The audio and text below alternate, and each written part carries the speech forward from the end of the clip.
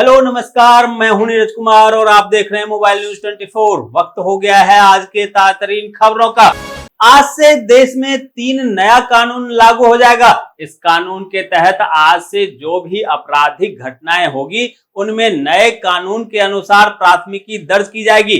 वहीं खास बात यह है कि अब संगीन अपराधों में सत्र परीक्षण के दौरान आरोपी डरा धमकाकर और लालच आदि के दम पर आसानी से समझौते नहीं कर पाएंगे। जो 3 नए कानून बने हैं उसमें पहला है भारतीय न्याय संहिता, दूसरा भारतीय नागरिक सुरक्षा संहिता और तीसरा भारतीय साक्ष्य अधिनियम संहिता। वहीं नए कानून के तहत अब धोखाधड़ी की धारा 420 के बदले 316 और हत्या की धारा 302 के बदले 101 से जाना जाएगा। संसद की कार्रवाई आज एक बार फिर से पुनः आरंभ होगी, जहां राष्ट्रीय पात्रता सह प्रवेश परीक्षा नीट, प्रश्न पत्र लीक, अग्निपथ योजना और महंगाई जैसे मुद्दों को लेकर सदन में विपक्ष द्वारा जोरदार हंगामा किया जा सकता है। वहीं विपक्ष बेरोजगारी का मुद्दा भी उठा सकती है।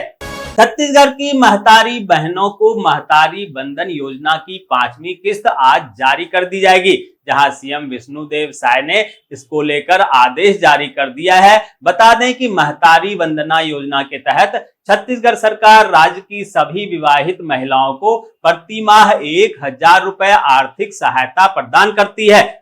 आज है चार्टर्ड अकाउंटेंट डे। यह दिन भारत के चार्टर्ड अकाउंटेंट को समर्पित होता है। बता दें कि चार्टर्ड अकाउंटेंसी व्यावसायिक जगत का वह हिस्सा है जो देश के आय व्यय सुनिश्चित ढंग से व्यवस्थित करता है और देश के निर्माण में सीए की भूमिका खास होती है। राजस्थान के सीएम भजनलाल शर्मा आज पावटा के भाखरी गांव जाएंगे, जहां वो विशाल जनसभा को संबोधित करेंगे। बता दें कि ईआरसीपी योजना में कोटपुतली विराटनगर क्षेत्र के 3 बड़े बांध बिछौती, जवानपुरा, धबाई, बुचरा बांध को जोड़ने पर प्रदेश के सीएम भजनलाल शर्मा का आभार व्यक्त करने के लिए यहां के लोगों ने इस कार्यक्रम का आयोजन किया है। दोस्तों, आगे बढ़ने से पहले आपसे रिक्वेस्ट है कि अगर आपने अभी तक इस न्यूज को लाइक और कमेंट नहीं किया है तो प्लीज लाइक और कमेंट कर दीजिए, क्योंकि आपके लाइक और कमेंट का मैं कब से इंतजार कर रहा हूं और जैसे ही आपके लाइक और कमेंट आते हैं हमारे खुशियों का ठिकाना नहीं रहता। हर महीने की पहली तारीख को वित्तीय नियमों में बदलाव होते हैं और आज 1 जुलाई 2024 से भी कई महत्वपूर्ण बदलाव लागू होने वाले हैं। जहां जुलाई महीने में इनकम टैक्स रिटर्न, बैंकिंग नियमों में बदलाव और फ्यूल प्राइस में संभावित वृद्धि जैसे कई नियम लागू होंगे। इसके अलावा जुलाई में कई और नियम में बदलाव होगा, जिसका सीधा असर आम आदमी के जेब पर पड़ेगा। लोकसभा चुनाव 2024 में उत्तर प्रदेश में भारतीय जनता पार्टी के खराब प्रदर्शन के बाद राष्ट्रीय स्वयंसेवक संघ प्रमुख मोहन भागवत यूपी के कई जनपदों के दौरे पर हैं, जहां आज से मोहन भागवत 2 दिवसीय दौरे के लिए मिर्जापुर पहुंचेंगे। इस दौरान मोहन भागवत श्री हंस देवराहा बाबा आश्रम में पहुंचेंगे, जहां देवराहा हंस बाबा के द्वारा बनवाए गए 5,000 किलो लड्डू का हनुमान जी को भोग लगाएंगे। साथ ही देवराहा हंस बाबा से मोहन भागवत आशीर्वाद लेंगे। इस दौरान मोहन भागवत आरएसएस के कार्यकर्ताओं के साथ मुलाकात भी करेंगे। योगी सरकार 1 जुलाई से वन महोत्सव का आयोजन करेगी। यह महोत्सव 7 जुलाई तक चलेगा। इस दौरान एक तरफ जहां विरासत वृक्षों के संरक्षण पर सरकार का जोर होगा, वहीं दूसरी तरफ पौधारोपण से संबंधित जन जागरूकता अभियान भी चलाई जाएगी। इसके तहत प्रभात फेरी, नुक्कड़ नाटक समेत अनेक प्रतियोगिताओं के माध्यम से स्कूली बच्चों को भी पर्यावरण के प्रति जागरूक किया जाएगा। बिहार के डिप्टी सीएम सम्राट चौधरी ने जदयू के नए कार्यकारी अध्यक्ष बनाए गए संजय झा को बधाई दी। उन्होंने कहा कि इससे एनडीए का तालमेल और भी अच्छा होगा। नीतीश कुमार के नेतृत्व में बिहार एनडीए की सरकार चल रही है और अच्छा काम हो, इसके लिए संजय झा बड़ा प्रयास जारी रखेंगे। राजधानी दिल्ली में अवैध तरीके से पेड़ काटने पर दिल्ली सरकार के मंत्रियों की 3 सदस्यीय फैक्ट फंडिंग कमेटी ने डीडीए, वन विभाग और दिल्ली पुलिस को नोटिस जारी किया है, जहां सरकार ने principal secretary, DDA vice chairman, principal commissioner, commissioner housing, DCP दक्षिण दिल्ली तथा एसएचओ को 1 जुलाई को मीटिंग के लिए बुलाया है। पंजाब के सीएम भगवंत मान ने पंजाब में अकाली दल के पतन का कारण बताते हुए कहा कि श्री गुरु ग्रंथ साहब की बेअदबी के मामले शिरोमणि अकाली दल के पतन का एक बड़ा कारण है।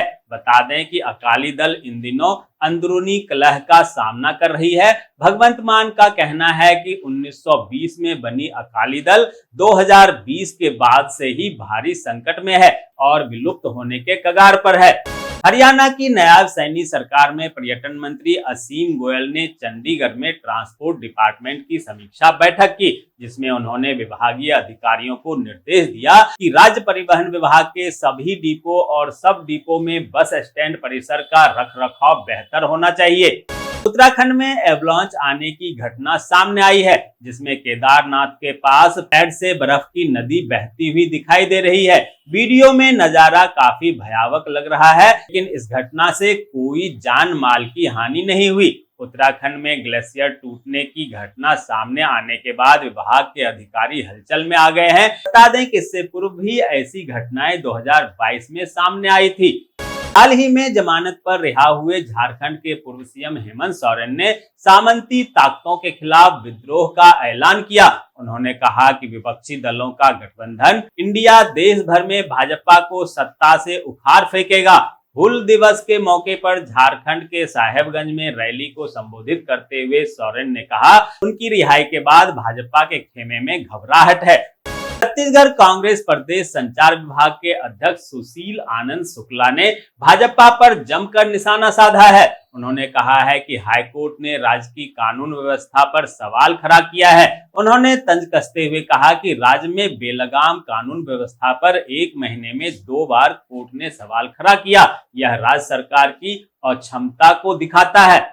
दिल्ली में चल रहे शराब घोटाले के बीच मध्य प्रदेश में भी 6 साल बाद ईडी ने शुरू किया शराब घोटाले की जांच। दरअसल लंबे समय से लंबित पड़े इस घोटाले की जांच की मांग अलग अलग फोरम से की जा रही थी। आपको बता दें कि मध्य प्रदेश के इंदौर शहर में साल 2018 में शराब घोटाला का मामला सामने आया था। तब इस मामले की जांच ठंडे बस्ते में डाल दी गई थी। आरोप है कि इंदौर में शराब चालान घोटाले को आबकारी अफसरों की मिलीभगत से अंजाम दिया गया था। हिमाचल प्रदेश में मानसून के चलते लोक निर्माण विभाग के कर्मचारियों की छुट्टियां रद्द कर दी गई है, जहां विशेष परिस्थितियों में भी कर्मचारियों को अवकाश पर जाने के लिए कई शर्तों का पालन करना होगा। सरकार ने लोक निर्माण विभाग के चारों जोन के चीफ इंजीनियरों को फील्ड का दौरा करने को कहा है। सड़कों और पुलों के निरीक्षण के बाद रिपोर्ट प्रदेश सरकार को देने का निर्देश दिया है। रियासी आतंकवादी हमले में राष्ट्रीय जांच एजेंसी ने जम्मू कश्मीर के राजौरी जिले में छापेमारी की। बता दें कि एनआईए ने इस मामले की जांच 15 जून को अपने हाथ में ले ली थी। इसी मामले की जांच के दौरान एजेंसी ने हाइब्रिड आतंकियों और ओवरग्राउंड वर्कर से जुड़े 5 स्थानों पर तलाशी अभियान चलाया। बता दें कि इस महीने के शुरुआत में 9 जून को रियासी जिले के पौनी इलाके में एक बस पर आतंकी हमला हुआ था, जिसके बाद कई आतंकवादी घटना हुए थे। पश्चिम बंगाल में भारतीय जनता पार्टी की प्रदेश महासचिव अग्निमित्रा पॉल ने कूच बिहार जिले में पार्टी की एक महिला नेता को निवस्त्र करने और शारीरिक यातना देने की कथित घटना की केंद्रीय जांच ब्यूरो से जांच कराने की मांग की है और पुलिस पर असली अपराधियों के खिलाफ कार्रवाई नहीं करने का आरोप लगाया। जिले के माथा भांगा इलाके में भाजपा प्रतिनिधि मंडल का नेतृत्व करने वाली पॉल ने दावा किया कि पार्टी की स्थानीय इकाई के अल्पसंख्यक मोर्चा की अध्यक्ष महिला को 25 जून को टीएमसी के बदमाशों ने उस समय पीटा और निवस्त्र कर दिया जब वह खेत में मवेशी को चरा रही थी। आईएएस सुजाता सौनिक को महाराष्ट्र का मुख्य सचिव नियुक्त किया गया है, जहां राज्य में वो इस पद पर बैठने वाली पहली महिला अधिकारी बन गई है। बता दें कि प्रदेश की एकनाथ सरकार ने उनकी नियुक्ति की है। सुजाता सौनिक 1987 बैच की आईएएस अधिकारी है। नीट यूजी पेपर लीक मामले में केंद्रीय जांच ब्यूरो ने बड़ा एक्शन लिया, जहां केंद्रीय एजेंसी ने गुजरात के पंचमहल जिले के जय जालाराम स्कूल के चेयरमैन दीक्षित पटेल को कस्टडी में ले लिया है। दीक्षित पटेल को हिरासत में लेने के बाद गोधरा सिविल हॉस्पिटल में उनका मेडिकल कराया गया। बता दें कि नीट पेपर लीक मामले में गिरफ्तार आरोपियों के कांटेक्ट में होने की शक के बुनियाद पर सीबीआई ने दीक्षित को गिरफ्तार किया है। राजस्थान के शहरों में नए आवासीय योजना के तहत कॉलोनियों में छोटे भूखंड पर ना तो अब ज्यादा ऊंचा इमारत बनाया जा सकेगा और ना ही बिल्डर ज्यादा फ्लैट बना सकेंगे। आवासीय योजनाओं में हाई राइज बिल्डिंग की परिभाषा भी बदल दी गई है। इसके तहत 15 मीटर ऊंचाई इमारत हाई राइज मानी जाएगी। वहीं स्टिल्ड पार्किंग की गणना भी इमारत की ऊंचाई में ही जोड़ दी जाएगी। ऐसे में ज्यादा ऊंचाई वाले इमारत नहीं बना पाएंगे। उत्तर प्रदेश सरकार द्वारा महिला सुरक्षा सम्मान और स्वावलंबन हेतु चलाए जा रहे मिशन शक्ति अभियान के तहत कम्युनिटी पुलिसिंग एवं महिला सशक्तिकरण हेतु शक्ति दीदी के माध्यम से जनपद महुआ में विभिन्न स्थानों पर आउटरीच प्रोग्राम का आयोजन किया गया। सुल्तानपुर के यातायात निरीक्षक चंद्रभान वर्मा की टीम पूरे जोश में दिख रही है, जहां नगर क्षेत्र से लेकर हाईवे तक यातायात पुलिस सक्रिय है। ई रिक्शा हो चाहे 2 चक्का वाहन या फिर लग्जरी गाड़ियां, अब नियम के पालन के साथ ही भरेगी फर्राटे। नियम तोड़ने पर भारी भरकम चालान और साथ ही बड़ी कार्रवाई की भी दी गई है चेतावनी। दोस्तों, मैं देख पा रहा हूं कि आप में से बहुत सारे लोगों ने न्यूज को लाइक किया है और कमेंट भी किया है, लेकिन अभी भी कुछ लोग बाकी हैं जिन्होंने न्यूज को लाइक और कमेंट नहीं किया है। उनसे भी आग्रह है कि प्लीज प्लीज प्लीज वो भी न्यूज को लाइक कर दें, कमेंट कर दें, साथ में शेयर भी कर दें। तो ये थी आज की ताजा तरीन खबरें। ऐसे ही खबरों से अपडेट रहने के लिए चैनल को सब्सक्राइब कीजिए, नोटिफिकेशन बेल को दबाइए, वीडियो को लाइक कीजिए और ज्यादा से ज्यादा शेयर कीजिए ताकि आप और आपके जानने वाले रह सकें देश और दुनिया के तमाम खबरों से अपडेट।